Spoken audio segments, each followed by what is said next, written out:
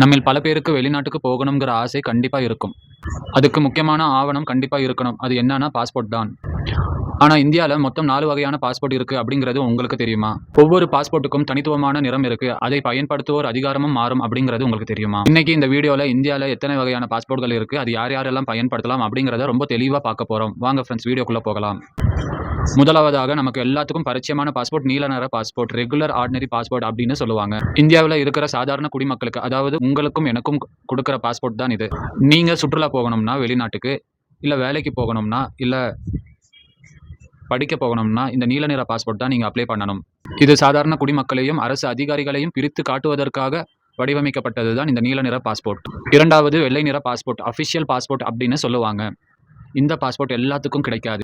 அரசு வேலை சம்பந்தமாவோ அல்லது அரசு பிரதிநிதியாகவோ செல்ல இந்த பாஸ்போர்ட் வழங்கப்படுது.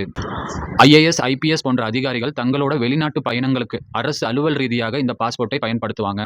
இந்த பாஸ்போர்ட் வச்சிருக்கிறவங்களுக்கு எமிகிரேஷன் செக்கிங், கஸ்டம் இது போன்ற அனைத்து விஷயங்களும் ரொம்ப வேகமாகவும் எளிமையாகவும் நடக்கும். மூன்றாவது மெரூன் பாஸ்போர்ட், இது டிப்ளமேட்டிக் பாஸ்போர்ட் அப்படின்னு சொல்லுவாங்க. இந்தியாவிலேயே மிக உயரிய அதிகாரம் கொண்ட பாஸ்போர்ட் இதுதான். இது யாருக்கு தருவாங்கன்னா இந்தியாவோட தூதர்கள், மத்திய அமைச்சர்கள் மற்றும் நாடாளுமன்ற உறுப்பினர்கள் மற்றும் உச்சக்கட்ட அரசு பொறுப்பில் இருப்பவர்களுக்கு இந்த பாஸ்போர்ட் கொடுப்பார்கள். மெரூன் கலர் பாஸ்போர்ட் வச்சிருக்கிறவங்களுக்கு உலக நாடுகளில் தனி மரியாதை கிடைக்கும்.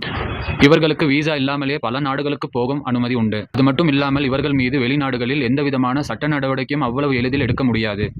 அந்த அளவுக்கு டிப்ளமேட்டிக் இம்யூனிட்டி, அதாவது தூதரக பாதுகாப்பு இவர்களுக்கு கிடைக்கும்.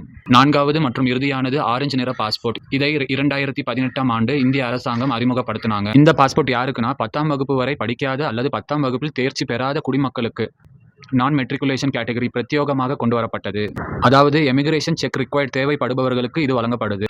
குறிப்பாக வெளிநாடுகளுக்கு உடல் உழைப்பு சார்ந்த வேலைகளுக்கு செல்லும் குடிமக்களுக்கு இந்த பாஸ்போர்ட் வழங்கப்படுகிறது. வேலைகளுக்கு செல்லும் படிக்காத இந்திய குடிமக்கள் அங்கு ஏமாற்றப்படாமல் இருக்க இந்த பாஸ்போர்ட் வழங்கப்படுகிறது. பாதுகாப்பாக இருக்கவும் எமிகிரேஷன் துறையினர் இவர்களை எளிதாக கண்டு அடையாளம்